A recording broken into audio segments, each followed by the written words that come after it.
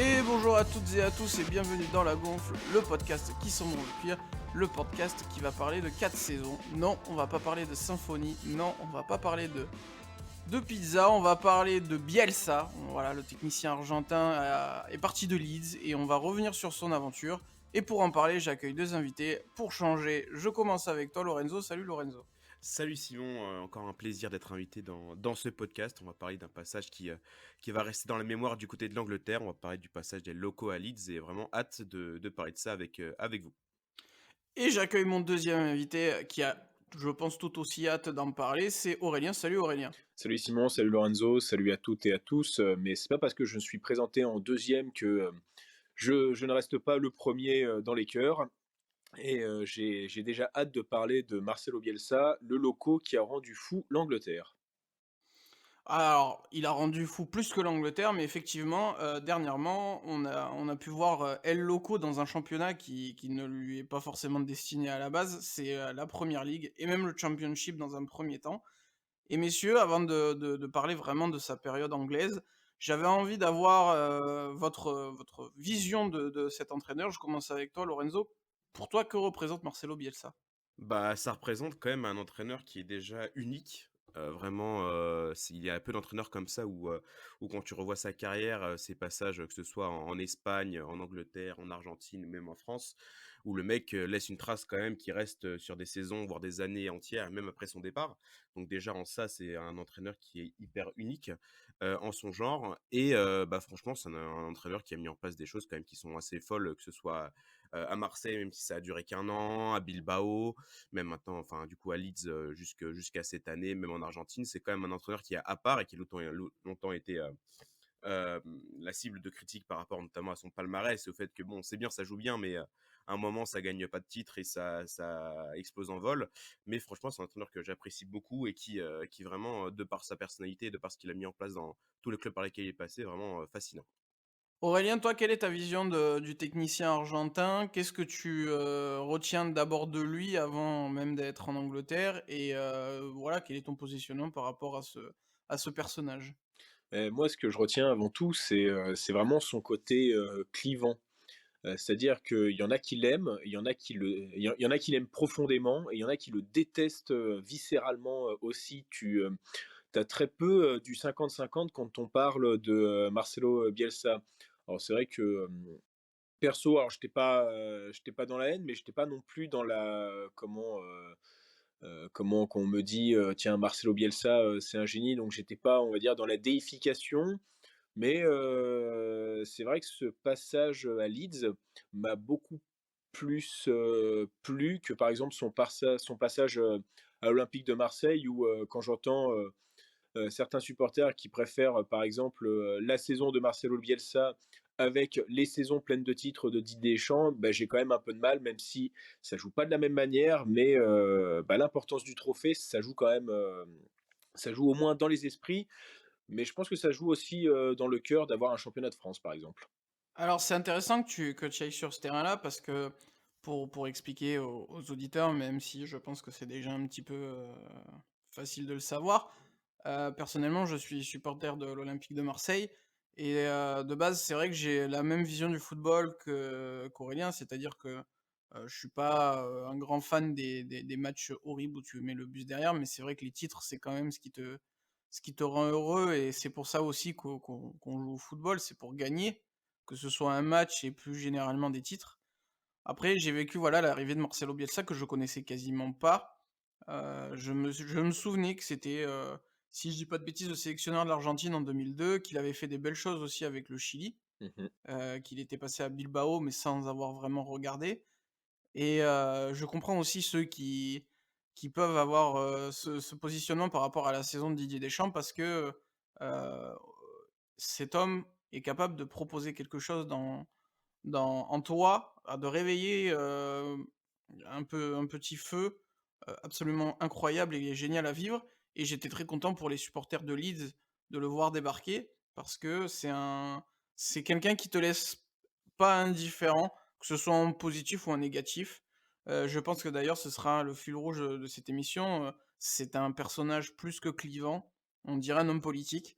Je trouve que c'est bien que ce soit dans les bons, dans les mauvais résultats, d'avoir ce genre d'entraîneur sur les bancs, des terrains de football. Messieurs, j'en ai un peu parlé déjà, dans l'introduction, mais je ne voyais pas trop personnellement, Marcelo Bielsa jouait en Angleterre. Lorenzo, est-ce que tu étais du même avis ou est-ce que tu étais plus ouvert à l'idée et au final, avec l'expérience passée, comment tu te positionnerais là-dessus? Bah, concrètement, pour moi, déjà, le fait qu'il arrive en Angleterre, c'est vrai que c'était un peu surprenant par rapport à ses idées de jeu et cetera. Mais finalement, quand on se dit que ce soit en Espagne ou en France, il a été efficace, il a eu pas mal de succès en mettant en place ce qu'il voulait. On s'est dit finalement pourquoi pas l'Angleterre, hein, c'est tout à fait possible. Après, il y avait un petit peu d'appréhension parce que quand même il sort d'échecs assez cuisants, que ce soit au LOSC en 2017 ou son passage plus qu'express à la Lazio. Mais finalement, c'était peut-être le meilleur mouvement à faire pour lui, hein, parce que c'est aller dans un club avec moins de pression, moins d'attente, puisque c'est quand même en D2 anglaise. Et l'objectif à moyen terme, c'était de remonter en première ligue, donc il n'y avait pas d'attente de résultats vraiment immédiats. Mais bon, c'est quand même un club qui a une réelle identité, une histoire marquée en Angleterre, donc c'était vraiment peut-être le club le plus idéal pour lui pour mettre en place ce qu'il voulait mettre. Bah finalement, après on va en parler pendant ce podcast, mais bon, la mayonnaise elle a pris directement et ce niveau de jeu et des résultats, donc franchement, j'étais plutôt hypé de voir quel terrain il allait encore conquérir Marcelo Bielsa et bah, finalement, 4 ans après, la mission accomplie pour moi pour El Loco à Leeds. Bah, c'est vrai qu'il a attiré la curiosité un peu dans les différents pays, autour de l'Angleterre et pas forcément qu'en Angleterre. On s'est mis même à regarder le Championship, par exemple en France, beIN Sport avait acheté les droits. Aurélien, comment tu voyais l'arrivée de Bielsa toi, à Leeds? Parce qu'il a un petit peu aussi réveillé peut-être pas ce géant, mais ce bon club endormi. Oui, parce qu'on parle quand même d'un club qui, dans les années 2000 faisait des demi-finales de Champions League, qui a vu des joueurs comme, Harry Kewell, Mark Viduka, même, là, c'était plus dans les années 90, si je me trompe pas, il y avait eu, Eric Cantona, quoi. Donc mine de rien, c'était un club qui a vu la folie des grandeurs et c'est un peu ça qui a fait que, ils ont fini, jusqu'en D3, en Ligue 1 entre 2007 et 2010. Mais ils avaient toujours cette envie, oui, d'être réveillés. L'arrivée de Bielsa, alors en Angleterre, par exemple, arriver directement en Première Ligue, c'est pas quelque chose qui m'aurait choqué, venant de Bielsa. Quand on voit, comment le championnat anglais est passé, d'entraîneurs comme, Sam Allardyce ou, Harry Redknapp à, du Pep Guardiola, du Jürgen Klopp, Carlo Ancelotti and so on, hein, comme disent les Anglais. Voir débarquer Bielsa dans un club en Première Ligue ne m'aurait pas du tout, heu surpris puisque c'est vraiment un pays, je n'arrive pas à comprendre parce que la sélection a l'air toujours un peu de mal, mais c'est un pays qui a l'air très malléable, tactiquement. Mais le Championship, oui, le Championship, c'était vraiment un gros morceau. Je pense que c'était même un des plus gros défis, de Bielsa. Un peu aussi avec le Chili, parce que tu vois, tu parlais de Belle Endormie. Quand on se rappelle du Chili, de Marcelo Salas, et d'autres joueurs comme ça, Bielsa avait réussi à mettre les bases des 1res, Copa América. Mais bon, pour en revenir, à Leeds, même si le Championship faisait un peu figure, de comment c'est une division très, très, compliquée, hein. Tu avais quand même quelques entraîneurs comme Daniel Farke ou Eddie Howe qui avaient réussi à s'en sortir en jouant bien. Donc voilà, c'était sûrement compliqué, mais de là à dire que Bielsa était incompatible avec l'Angleterre, jamais je me serais, avancé là-dessus. Personnellement, je voyais incompatible parce que, quand on voit une équipe de Bielsa, déjà, il y a un certain rythme. Il y a un certain rythme qui marque vraiment la différence avec l'adversaire et en Angleterre, ce rythme-là, heu, même si attention, faut pas tomber dans le cliché, il y a pas que ça en Angleterre, le rythme est important. Il est plus soutenu en tout cas, dans l'ensemble des équipes de la première division par rapport à d'autres championnats comme le nôtre. En France, Tu vois pas les mecs courir autant, en bas de tableau, on est quand même plus sur un duel, physique, et athlétique au premier sens du terme, plus que rythmique. Pourtant, c'est vrai qu'il y a quelque chose d'intéressant dans ce qu'on dit, c'est que, déjà, rien n'est complètement incompatible et puis il a pris son temps. Il est parti depuis, le championship et sûrement déjà qu'il a mieux apprivoisé, son environnement, de cette manière et puis il y avait d'autres coachs aussi qui sont venus en Angleterre, qui ont amené ce même changement que Marcelo Bielsa. Bien que c'est pas toujours, exactement le même profil, hein. Je pense à des Klopp, à des Guardiola qui sont loin du bon vieux kick and rush à l'anglaise, et ça fait plaisir et finalement ça a pas trop mal marché. En tout cas au début, Lorenzo, Leeds, prend vraiment, le l'ADN Bielsa, de la bonne manière. Ah bah oui, complètement, parce que déjà, Bielsa, si je dis pas de bêtises, ses 4 premiers matchs en Championship, c'est 4 victoires. Je crois que ça avait été jamais fait dans l'histoire de Leeds pour un nouveau coach d'aligner 4 victoires d'affilée. Donc déjà, ça, c'était un gros succès de sa part. Et ensuite, bah, directement, première année, il est éliminé en demi-finale de playoff pour monter en Première Ligue. Alors que bon, Leeds avait été longtemps leader, etc. Donc vraiment, il avait commencé à dominer la Championship, hein, concrètement, même si ça n'était pas concrétisé à la fin de la saison puisqu'il est resté en Championship. Et l'année suivante, bah concrètement, largement leader, il gagne la Championship pour arriver en Première Ligue. Donc oui, vraiment, il y a clairement, s'il y avait quelques critiques et quelques doutes sur les succès de Bielsa en Championship, eh ben, ils ont été vite effacés parce que bah, Leeds a directement développé une identité de jeu comme Bielsa sait le faire. Et bah, ça a été efficace. Et bah, en 2 ans, ça remonte en Première Ligue avec un élan qui va continuer la saison suivante, bah, du coup, dans l'élite anglaise en Première Ligue. Et Aurélien, une montée en Première Ligue qui se fait, de manière assez convaincante et sans gros noms.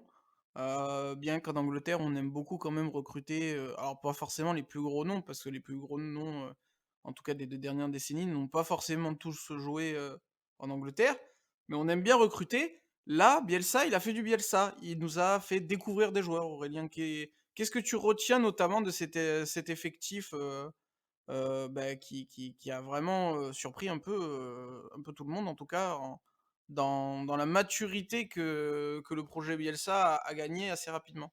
Et en fait, oui, tu as quasiment tout dit. C'est qu'il y a eu très peu de recrutement. Il y a même parfois, il a laissé partir, quelques joueurs. On se dit: «Mais pourquoi tu fais ça?» alors que, alors que le mec t'avait aidé. Je sais qu'il y avait mais par exemple, Kemar Roofe qui part en 2019 alors que, alors qu'il avait été, vraiment un des attaquants phares de Bielsa et c'est lui qui aurait pu, presque amener, bah, en Première Ligue. Tu dis: «Tiens, pourquoi tu fais ça?» Mais en effet, Bielsa a fait, du Bielsa, c'est-à-dire qu'en un été, il a réussi, à te transformer, des joueurs comme, Luke Ayling, comme, bah, surtout, Calvin Phillips, hein. C'est vrai que c'est vraiment, celui qui représente, tout. C'est ce joueur qui, en 2 ans, est passé quand même de, allez, bon espoir de Leeds, donc d'un club de championship, à, titulaire, au milieu de l'équipe d'Angleterre durant, la finale de l'Euro 2020. Donc c'est vrai que c'est assez fou.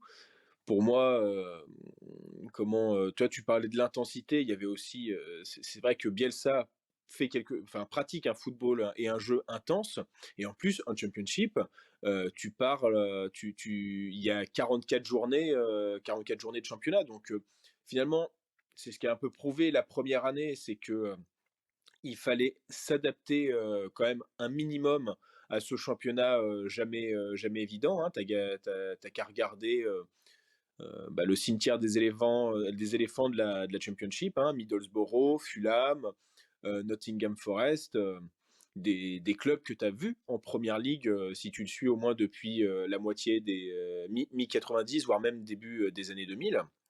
Donc non, moi vraiment, bah, le joueur qui voilà, je me répète, hein, c'est sûr, mais le joueur qui symbolise le mieux Bielsa, c'est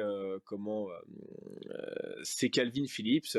Et après, bah, tu as forcément un peu quand même du Jack Harrison et du Stuart Dallas qui sont maintenant considérés comme des éléments sérieux, alors que franchement, bah, il y a 5 ans, personne ne les connaissait, quoi. Beh, j'ai envie de vous poser une question, et je la dis tout en étant orienté. On a vraiment vu une équipe déjà, avec un Bielsa beaucoup plus ouvert à différentes tactiques, à différents, schémas, pas dans l'animation évidemment parce que c'est vraiment sa philosophie, mais on a vu une équipe qui lui a permis un peu de vraiment s'éclater, et surtout, avec des joueurs avec qui ça a très bien collé. Mais Lorenzo, ce qui fait c'est peut-être la force de Bielsa dans la première saison de Première Ligue, où ça se passe très bien, si je dis pas de bêtises, ils finissent, juste derrière Arsenal. Oui. C'est qu'en fait, c'est pas un manager, c'est pas un simple entraîneur, c'est un véritable éducateur de football.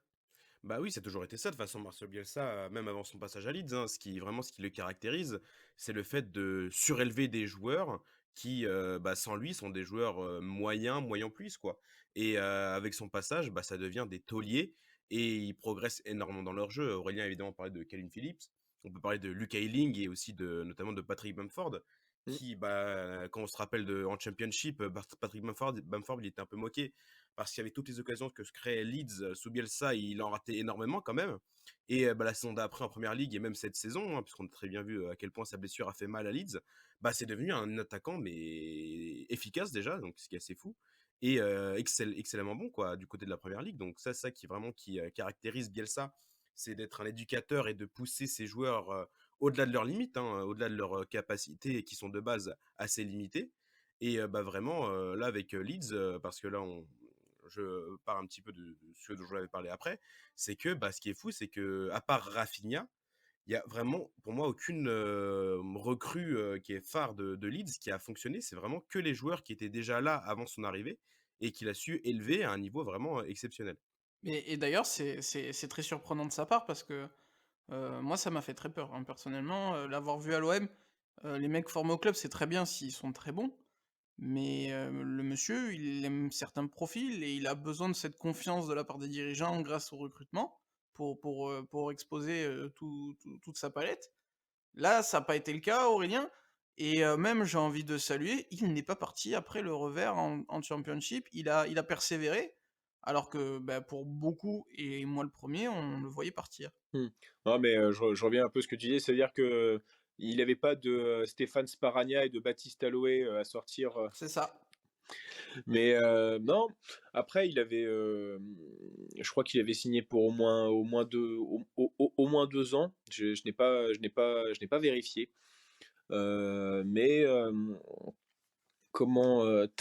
tu as quand même senti et ça c'est sûrement la chose la plus importante, c'est, Leeds a su canaliser vraiment, Marcelo Bielsa et je pense que c'est surtout ça, hein, qui a fait, sa réussite. C'est que, par exemple, bon là, par exemple, tu peux me dire, si je me trompe, mais j'avais l'impression que quand il était à Marseille, il était en train de se fâcher avec les dirigeants, tous les week-ends, quoi. Même après, une victoire, c'était Vincent Labrune à l'époque, le président? De l'OM? Ouais. Oui, oui, oui, encore oui, malheureusement. J'avais cette impression que, comment ils se retrouvaient à la fin du match et ils se disputaient parce qu'il y en a un qui voulait quelque chose, l'autre qui le voulait pas, qui était pas d'accord. Et là, c'est dans cette différence, à la différence, c'est que les dirigeants de Leeds, qui sont des Italiens, mais j'arrive plus à me rappeler, Ramzani, voilà, les noms, qui de mémoire n'étaient pas réputés également pour garder longtemps leurs attends, entraîneurs. Radrizzani, pardon, excusez-moi. Pas de souci, tu es tout excusé, Lorenzo.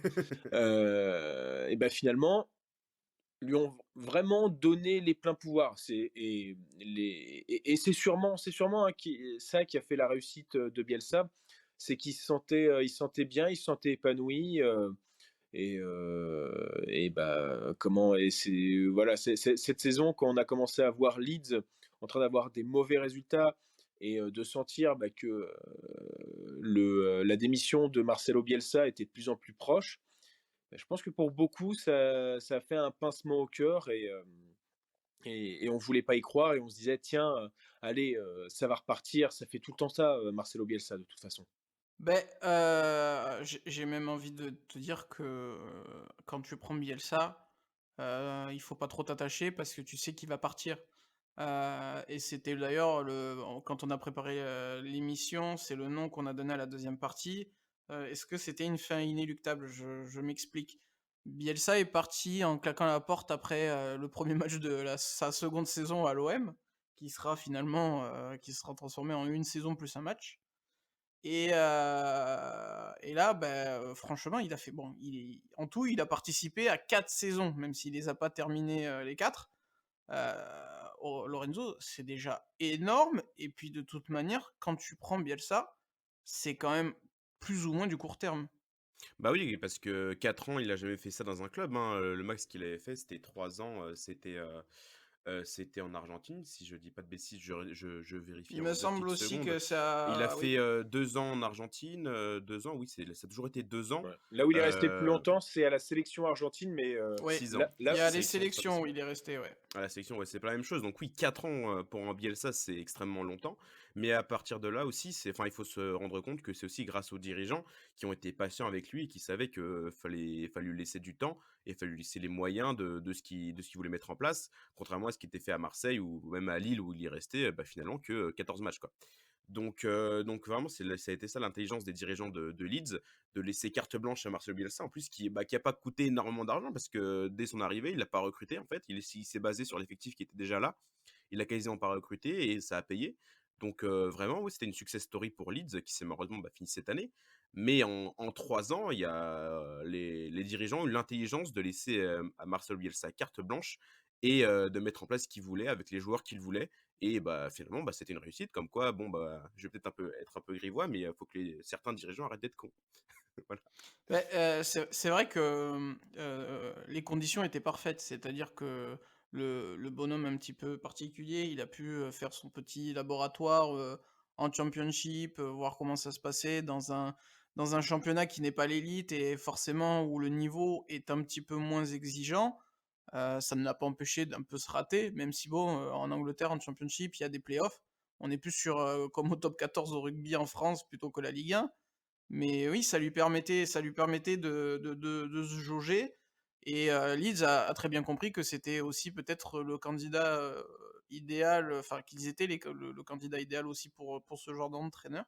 Donc c'est vrai que là-dessus, il y a une intelligence des 2 côtés et il y avait, je pense, une vraie volonté d'être ensemble. C'était pas un choix, on va dire, de politicien comme a pu faire Vincent Labrune. Vincent Labrune, il a très bien fait, on le remerciera jamais assez. C'est probablement l'un des rares trucs qu'il a fait qu'on ait vraiment aimé en tant que supporter marseillais. Mais à Leeds, j'ai vraiment l'impression qu'il le voulait vraiment à tout prix et qu'il voulait emmener, ce club dans cette direction-là. Néanmoins, Aurélien, il est allé en première ligue, il a montré quelque chose de convaincant. Ça n'a pas empêché une fin, précipitée en cours de saison. Oui et encore la fin, tu sens, Lorenzo en commençait un peu à en parler. Ce qui met vraiment Marcelo Bielsa, dans la mouise sont tout simplement les blessures. Bah, tu as Bamford, tu as Llorente et tu as quand même surtout, Calvin Phillips, hein.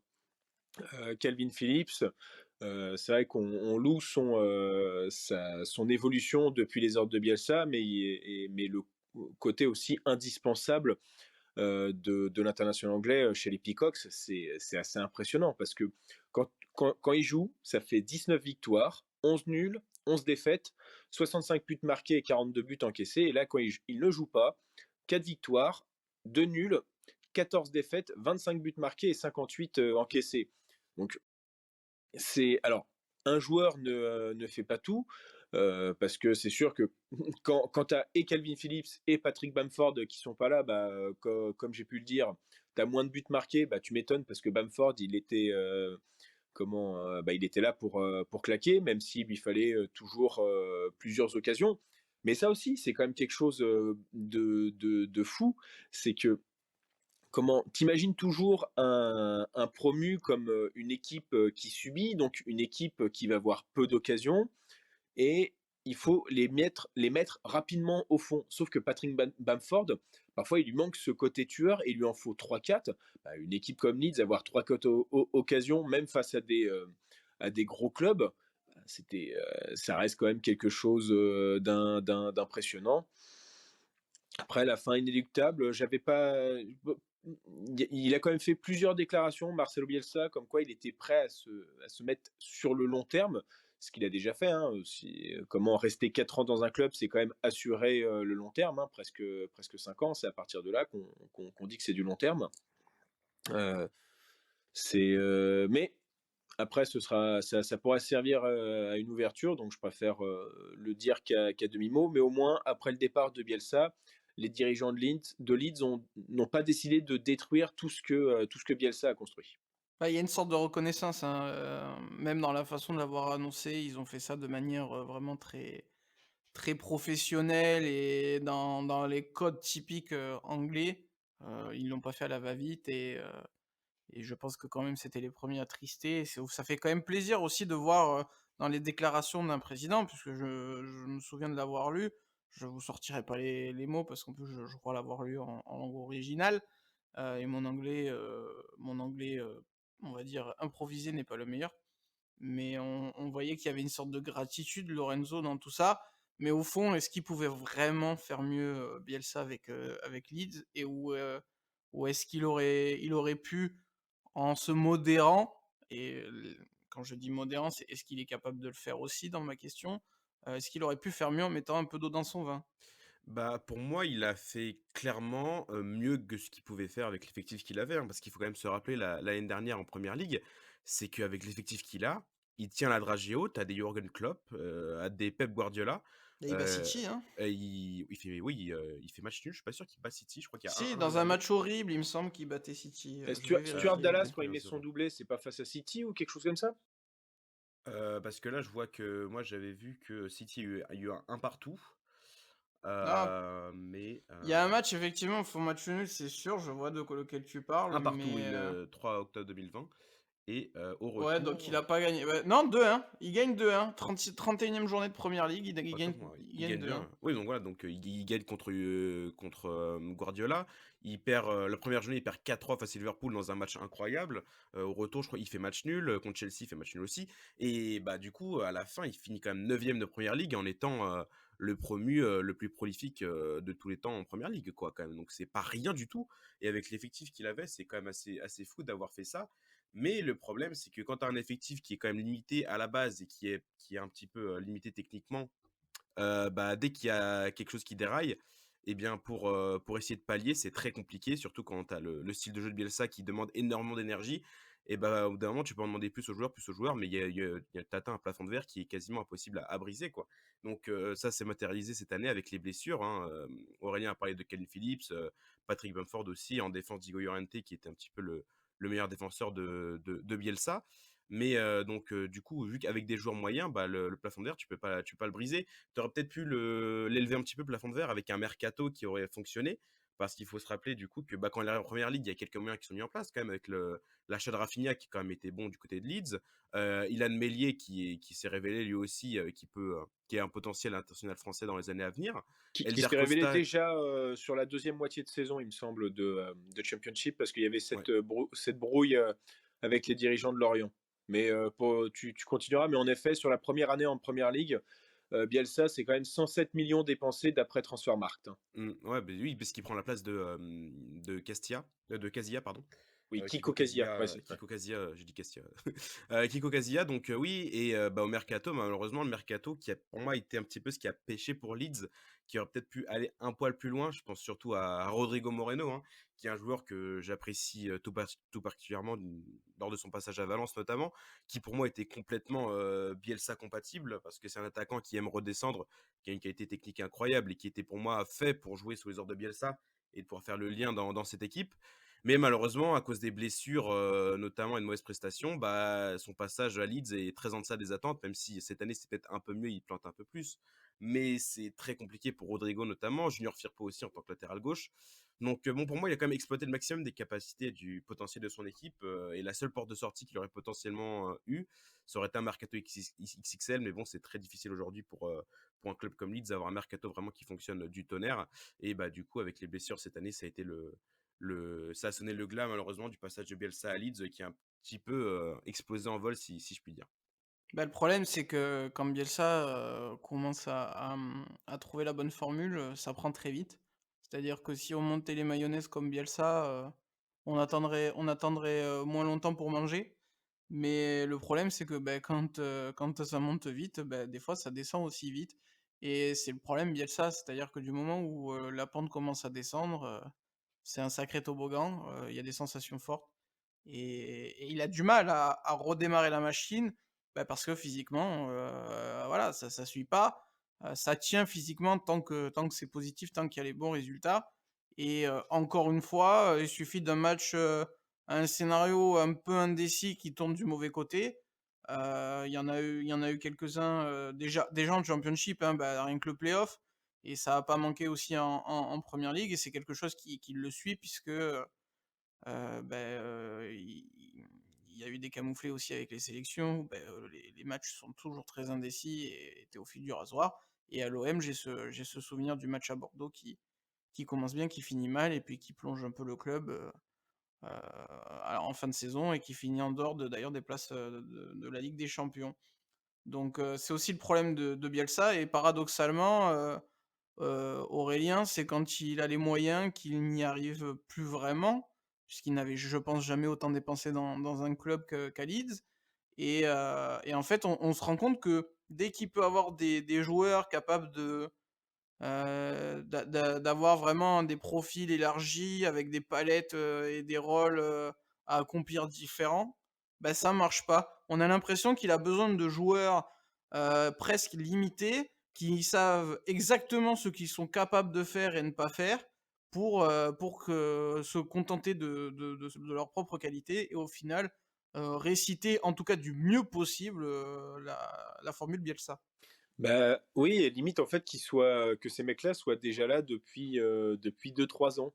Qu'il y ait pas, comment cette, faculté, d'adaptation, ne serait-ce, enfin à l'acclimatation parce que, comme on a parlé au début du podcast, finalement, l'adaptation avec Marcelo Bielsa, elle s'est faite, très rapidement avec, les joueurs, déjà présents puisque, bah, il y a eu ces 4 victoires à la suite, dès le début et finalement, bah, les playoffs ratés à la fin de la saison 2018-2019. Mais en tout cas, c'était la mayonnaise avait pris en effet. Mais c'est vrai que oui, Lorenzo a cité le cas Rodrigo Moreno, bah, parce que en tant que Valencian, c'est sûrement le joueur dont il avait le plus envie de voir réussir en Angleterre. Mais c'est vrai que Junior Firpo, Robin Koch, ces joueurs-là ont aussi, oui, ils étaient déjà, enfin, pour moi, Firpo n'est pas un joueur moyen, mais Robin Koch était déjà un joueur moyen en Bundesliga, moyen bon. Il n'a pas réussi à le transcender, mais sûrement parce qu'en fait, il faut qu'il soit là. Il leur faut aussi un ou deux, au moins une bonne année pour digérer tous les principes bielsesques. Et oui, il s'est fait avoir par ses propres recrues parce que, bah, par exemple, à Marseille, il avait pris, Benjamin Mendy entre 4 yeux.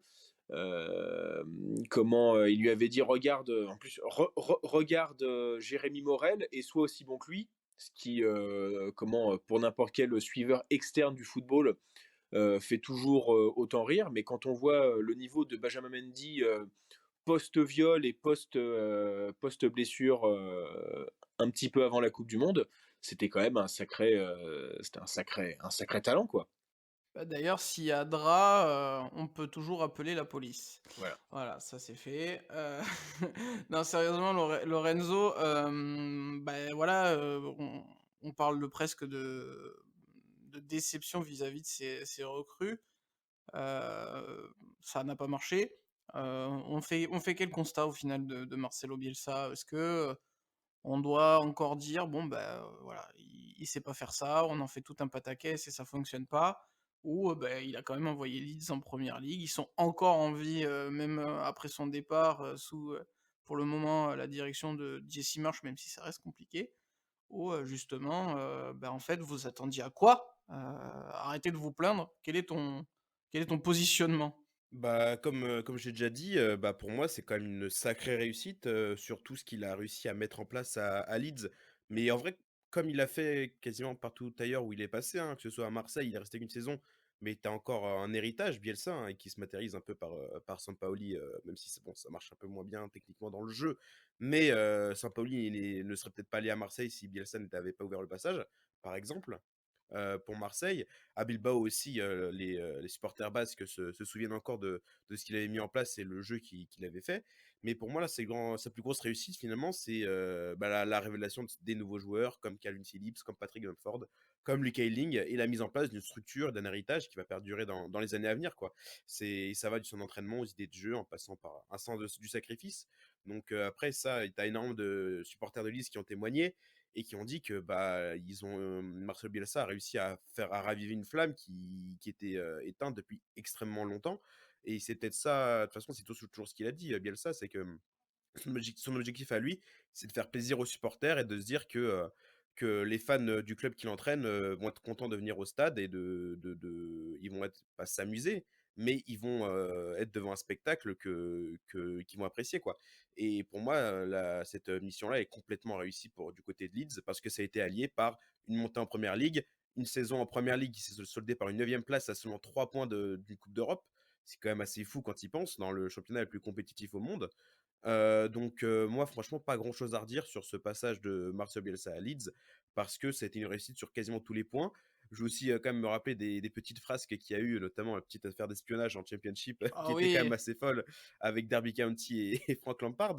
Il y avait d'ailleurs dû payer 200 000 euros de sa poche, hein, d'amende à Bielsa à cause de cette petite affaire d'espionnage. Et aussi le but qu'il a rendu à Aston Villa en Championship, alors que c'était un match crucial dans un match où il avait marqué alors que Leeds avait marqué alors qu'un joueur était à terre et que Bielsa avait demandé à ses joueurs de se laisser marquer, enfin laisser Aston Villa marquer en termes de fair play, quoi. Et c'est juste des choses qui sont assez folles et qu'on verra nulle part ailleurs avec aucun autre entraîneur, quoi. Donc vraiment, pour moi, s'il a réussi à marquer l'histoire de Leeds, marquer l'histoire de la première ligue, c'est peut-être un peu fort comme mot, mais bon, sa saison de l'année passée, je pense que quand on regardera dans le rétro, on se dira: «Putain, c'était quand même une sacrée époque pour Leeds et aussi, finalement pour, la Championship et la Premier League».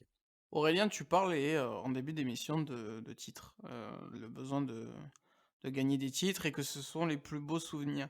Mais finalement, est-ce que pour toi, en fait, Bielsa aspire vraiment à ça? Ou est-ce qu'en fait on vise pas à côté quand on cherche ce débat-là? Parce qu'en fait, cet entraîneur a vraiment ce bagage d'être un philosophe. On parle de quelqu'un qui a peut-être autant de qui voit le football autant d'un côté sportif que d'un côté sociétal, d'un côté, philosophique. Finalement, quand on prend Bielsa, est-ce que c'est pas comme si on embauchait un agent matrimonial où on réconcilie le 2 camps, c'est-à-dire, les fans de football et en particulier, dans ce cas-là de Leeds avec leur équipe et avec ce sport? Ouais, il y a quand même, certes, oui, Bielsa, tu as l'impression que les trophées ne seront, ne seront que, ne passeront qu'au second plan et c'est vrai qu'on n'arrête pas, d'énumérer tous ces passages et tu sais que si tu vas au Pays basque, à Bilbao, parler avec un supporter, des Leones, tu sais que les mecs, ils vont parler de Bielsa. Tu vas à Marseille, ils te parleront toujours de Bielsa. Je pense que le Chili, euh, ça doit faire à peu près la même chose, même si le fait que Sampaoli ait gagné 2 Copa América, ça doit peut-être le mettre juste un peu devant, même si les Chiliens n'oublient sûrement pas toutes les bases qu'a mis Marcelo Bielsa. Euh, alors oui, il a ce côté en effet, il le dit toujours. Moi, j'ai envie qu'un supporter, et je crois que Jürgen Klopp l'avait dit aussi, hein, j'ai envie qu'un supporter vienne et oublie toute sa misère en venant au stade. Il y a quand même, alors pour moi, c'est quand même problématique parce que si en fait, c'est en venant au stade que tu oublies toute ta misère, bah, tu te retrouves, admettons, bah, par exemple. Je pense à la sélection, nationale de l'Algérie, où le foot, est hyper important parce que ce qui se passe actuellement avec, ce qui se passe avec le gouvernement algérien, bah, ils sont complètement, c'est un marasme total et comme les mecs enfin toutes les personnes n'ont pas le moral, ils ont besoin du foot pour se rassurer et finalement, bah, tu vois quand ça se passe mal, ça explose de partout et je crois qu'on n'a jamais vu les Algériens autant être énervés sur les réseaux sociaux. Mais là, quand même, où je voulais revenir avec Marcelo Bielsa, c'est que ce titre, quand même, en Championship, pour moi, il est quand même très, très important. Parce que il est venu, à mon avis, quand même, pour aller chercher la montée. Il ne faut pas non plus se cacher derrière ça. Euh, si Andrea Radizzani ramène Marcelo Bielsa, c'est pas non plus pour rester à la 10e place, hein. Comme La Brune avait ramené Marcelo Bielsa, c'était sûrement pour pérenniser un peu en Champions League. Et, mais pour moi, la Championship, comme beaucoup de D2 d'ailleurs,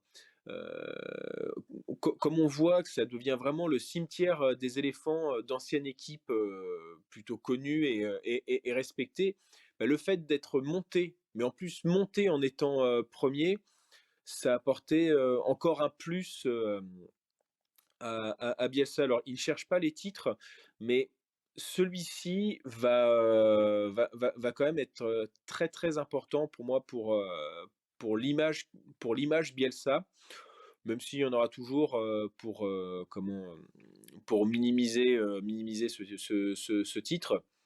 Dans tous les cas, c'est un entraîneur qui aura forcé le respect, qui maintenant à 66 ans a sûrement encore gardé l'envie d'entraîner, alors que pas sûr, quand on voit ses pauses de plus en plus longues, pas sûr qu'il avait encore envie d'entraîner. Et donc ouais, donc, aussi, hein, là où je salue vraiment la direction de Leeds, c'est ce respect qu'ils ont pour lui. Et avoir mis Jesse Marsh, c'est quand même, c'est quand même aussi quelque chose d'important parce que c'est aussi un entraîneur très marqué tactiquement, alors que on connaît tous les entraîneurs capables de sauver des clubs anglais. On pense à Redknapp, on pense à Allardyce. Et ben finalement, ils ont fait appel à Jesse Marsh parce que bah, le travail de Bielsa ne doit pas s'arrêter après Bielsa. Et c'est peut-être ça qui nous provoquera une bonne surprise. Rendez-vous dans un an. Est-ce que Jesse Marsh se battra peut-être pour l'Europa Conference League, ce qui serait déjà génial pour le club de Leeds United, d'où il est tombé et d'où il serait capable de se relever. J'ai même envie de te dire que pour moi, c'est le plus beau trophée, c'est l'inspiration qu'il a donnée. Lorenzo, je sais pas si tu seras d'accord avec ce que j'explique, mais on sait que, par exemple, un homme comme Guardiola tient en estime Marcelo Bielsa, que c'est l'un de ses personnages, l'un de ses pères spirituels presque, pour élaborer son jeu et sa philosophie en tant qu'entraîneur. On peut aussi voir, ben voilà, tous les passages de Bielsa ont laissé une marque assez positive dans la plupart des cas. Il y a le LOSC, évidemment, où ça s'est bien passé, quand même un peu cette fausse arrivée avec la Lazio où le Claudio Lotito a pété une durite sur lui. Mais voilà, on le voit, Leeds ne veut pas tout détruire et n'a pas fait le choix basique. À l'OM, on en a encore parlé des années après, au point que on a réussi plus ou moins à faire venir des gens qui s'identifient un petit peu dans la philosophie de Bielsa, parce que Sampaoli, bien qu'il soit différent, c'est aussi un homme qui adore Bielsa et qui avait d'ailleurs été chargé de reprendre les travaux de l'Argentin, de l'autre Argentin dans la sélection du Chili. Finalement, il laisse une trace énorme. Il laissera peut-être sa trace dans les livres d'histoire de football plus que dans les palmarès, mais finalement, c'est quelque chose où on prend beaucoup plus de recul et qui, dans un sens, est peut-être encore plus grand. Bah oui, t'as tout dit, hein, c'est vraiment le plus important pour moi, C'est ce qui va laisser, Marcel Bielsa, que ce soit au niveau des idées de jeu, que ce soit au niveau du romantisme du football et de tout ce qu'il a laissé, dans tous les clubs par lesquels il est, bon, resté au moins 1 an, quoi. Mais voilà, c'est vraiment ça pour moi qu'il faut rappeler, qu'il faut se rappeler de Marcel Bielsa. C'est, tout ce qu'il a mis en place et faut se rappeler aussi que, on dit que Marcel Bielsa, c'est pas les titres, c'est pas sa priorité, mais faut se rappeler que quand même quand il perd la Copa América en 2004 avec, l'Argentine face au Brésil à cause d'un but à la dernière minute, après quand même il va dans un couvent pendant 3 mois, quoi. Donc c'est vraiment, un amoureux du football, mais aussi un amoureux de la victoire, hein, finalement, hein, parce que bon, on dit que, pour, Marcelo Bielsa, c'est vraiment le spectacle, le principal. Il faut quand même se dire que, Marcelo Bielsa, c'est quelqu'un aussi qui aime gagner et c'est ce qu'il a fait à Leeds et c'est ce qu'il fera, on l'espère, dans le prochain club dans lequel il devrait aller. Même si bon, à 66 ans, il commence à se faire vieux un petit peu, le El Loco, donc voilà. Mais pour moi, Marcelo Bielsa, le plus important, c'est ce qu'il va laisser, dans tous les clubs par lesquels il est passé et notamment dans les voies de pensée, dans la philosophie, avec, comment la réponse à la question: «Comment est-ce qu'on peut jouer au football de manière spectaculaire?» Beh et aussi comment réveiller, un peu les volcans, moi vraiment ce que je retiens de Bielsa, c'est, pour avoir supporté une de ses équipes, c'est presque de retrouver le chemin de quelque chose, qui peut paraître très exagéré, mais je souhaite vraiment à toute personne qui aime, voilà, une équipe très fort et qui parfois a l'impression de voilà, de que ce club progressivement perd un peu, de sa superbe, voire de son âme, c'est quelque chose de très beau voilà. Il y a aussi il y a des vainqueurs, mais il faut aussi des gens qui ne gagnent pas. Il faut être 20 dans un championnat à 20, il faut pas être juste un. Donc voilà, il faut des hommes aussi qui soient capables de donner d'autres émotions, au football que les titres, voilà, on se souvient forcément des buts de Zizou, en 98, mais les Toulousains, ils se souviendront aussi du coup franc de Bodiger, à Angers, qui les a sauvés, fut un temps. Messieurs, pour finir, j'aimerais quand même qu'on parle vraiment de Leeds, qui depuis le départ de Bielsa va un petit peu mieux. Il y a eu des belles victoires. Il y en a eu une, je crois, contre Norwich. Il y en a eu une face aux Wolves, mais qui avait été réduit à 10, si je dis pas de bêtises. Il y avait quand même eu une grosse défaite à Aston Villa, mais ça a l'air de quand même tenir. Aurélien, qu'est-ce que Leeds peut faire dans un court et à moyen terme? Et surtout, est-ce qu'ils vont se sauver? Ouais, je vois quand même Leeds, se sauver au fur et à mesure, récupérer des joueurs, en récupérant des joueurs importants. Pour le coup, je pense par exemple, oui, en effet, cette victoire, contre comment ça s'appelle? Contre, Wolverhampton, alors qu'ils étaient menés 2-0 et que, Wolverhampton, avait eu, je crois que c'est Raúl Jiménez, hein, qui prend un carton rouge et ça change tout, mais bon, parfois tu as besoin de ça quand on sait que, Leeds jouait plutôt, de malchance, c'était, c'était de bonne aloi. Maintenant, il faut qu'ils se méfient parce il y a toujours que 8 points ils ont 8 points d'avance sur Watford, sachant que Watford a une journée en moins. Ça devrait Bon, méfiance, mais ça devrait être suffisant pour se sauver. Maintenant, je pense qu'on a tous envie que les Peacocks, se relèvent, on redémarre sur une nouvelle saison avec un nouvel entraîneur qui je pense pas qui fera sûrement pas le ménage, qui essaiera de garder, tous les éléments.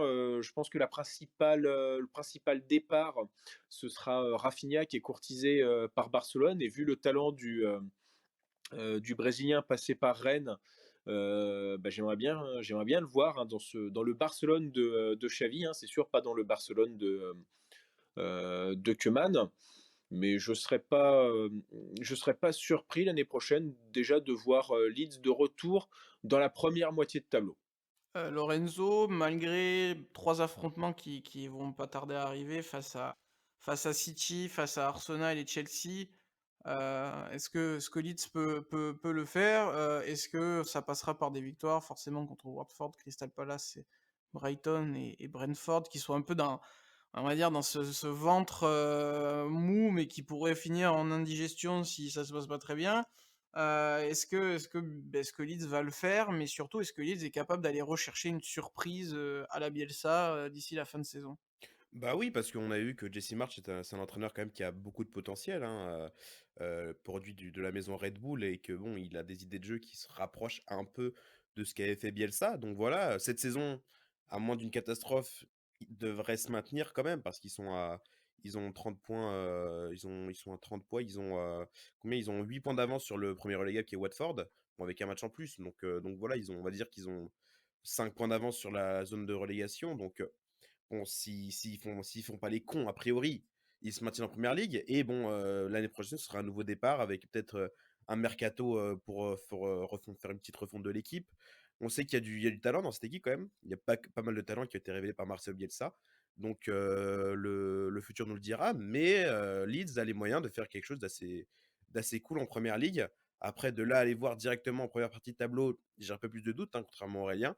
Mais ils peuvent reconstruire un projet sur le long terme avec Jesse March et pourquoi pas, d'ici 2 3 ans, accrocher des places européennes. C'est complètement quelque chose qui est envisageable. Ouais, je pense aussi que ça peut bien se passer avec des dirigeants intelligents comme ceux de Leeds. Maintenant, je ferai quand même attention sur la fin de saison qui, pour moi, forcément, va décider du futur de Leeds, mais vraiment pour plusieurs années, ne serait-ce que sur le point de vue, d'un point de vue financier. Attention à Burnley qui est 19e mais qui a 2 matchs en moins et qui pourrait se rapprocher avec ces 2 victoires à 3 points de Leeds et qui a surtout un calendrier beaucoup plus favorable. Ils vont recevoir, pardon, et c'est demain d'ailleurs, je le vois Ouais. Ils vont en recevoir direct, Everton Everton, mmh. qui va pas bien du tout. Et ils affrontent quand même des écuries moins fastes que Leeds, donc attention quand même à Burnley, qui n'est pas en plus ridicule. C'est pas exceptionnel, mais c'est pas ridicule non plus. Pour avoir vu le résumé face à Manchester City, hein, je vais pas vous cacher, j'ai vu que ça, mais quand on voit leurs résultats et quand on voit ce qu'ils ont été capables de faire face à l'ogre mancunien, attention quand même à eux. Après, sur le long terme, oui, je pense que Leeds, en cas de sauvetage, est capable de redresser la barre de très bonne manière. Et le passage Bielsa a quand même marqué les esprits de certains joueurs et agents, et ça, c'est quand même toujours important dans un certain sens, parce que si tu as des idées alléchantes, tu convaincs certains joueurs que d'autres ne pourront pas faire venir. Voilà. Messieurs, je pense qu'on a fait un joli tour de la question Bielsa chez les Bretons, chez les Chez les grands Britons. Bretons. Oui, chez les grands Bretons, voilà. Parce que c'est vrai que maintenant on a notre propre Bretagne qui pour moi est plus grande, mais c'est un autre débat. Merci messieurs, c'était un plaisir de vous avoir. Merci Lorenzo. Merci à toi, Simon. Merci pour l'invitation. Et c'était une émission très intéressante. Eh ben, c'était un grand plaisir de te recevoir et j'espère qu'il y en aura d'autres. Merci Aurélien. Merci Simon, merci à toutes et à tous de nous écouter, de nos belles voix de baryton. Exactement, je suis très content d'avoir repris le foot après cette période 100% rugby où le 15 de France s'est très bien débrouillé. On a d'autres sujets qui attendent, notamment, Aurélien, je voulais quand même en parler un petit peu, et aussi Lorenzo, l'élimination d'une certaine Italie ainsi que l'élimination L'Algérie. je cherchais de l'Algérie, voilà, one, two, three, on va pas au Qatar et on repart contre les 2-0. jambes. Ouais. C'est terrible. J'avais envie de saluer les supporters italiens et algériens qui n'iront pas au Qatar cet hiver. Messieurs, un petit mot peut-être dessus, vite fait. Bah, on peut rediriger les gens, les personnes sur l'émission d'en première intention qu'on a faite à ce sujet-là, notamment sur l'Italie, où on a essayé de comprendre avec Aurélien Et Théo. et Théo, c'est de comprendre les raisons de cet échec et qu'est-ce que l'Italie devrait faire pour se relever. Donc voilà, n'hésitez pas à venir checker ça. Et bah, après, Aurélien est un peu plus qualifié que moi pour en parler. Mais il y a beaucoup de travail à faire, notamment avec Mancini, même si la génération italienne qui arrive peut largement se relever de cet échec. Aurélien? Bah, pas mieux, et c'est vrai que, bah, l'Algérie, en dehors comment, des erreurs arbitrales qu'elle demande, devrait un peu plus regarder son match et surtout, apaiser, sa fédération car, depuis la CAN, bah, tu sens qu'il y a vraiment, bah, que ça allait surtout pas. Il y a qu'à voir les conférences de presse, de Djabel Belmadi, qui avait l'air de devenir, complètement dingue, à chaque à chaque nouveau passage, devant, les journalistes. Ah, c'est vrai que j'ai quand même beaucoup de choses que j'ai envie de dire là-dessus. Alors, évidemment, allez checker en première intention et d'ailleurs, pas que, l'épisode sur l'Italie, hein, notamment, votre épisode sur, je crois que vous avez fait la liste déjà des bleus, vous êtes Ouais, en ouais, avance. on est en Ouais. avance. Vous avez pas perdu de temps, n'hésitez pas à aller checker ça, et les autres épisodes qui vont arriver. Mais voilà, on parlera peut-être d'un parallèle des Italiens et des Algériens qui ont une 2 trajectoires, je trouve, assez similaires. J'en dis pas plus. Je vous laisse avec ça, en attendant, vous pouvez, checker aussi les autres épisodes de La Gonfle si vous les avez pas écoutés et que vous aimez un peu le ballon ovale. On revient en tout cas très vite. En attendant, soyez heureux, faites du sport, vivez le sport, mais surtout, surtout, soyez passionnés comme Bielsa, ça fait du bien. Ciao, ciao. Ciao.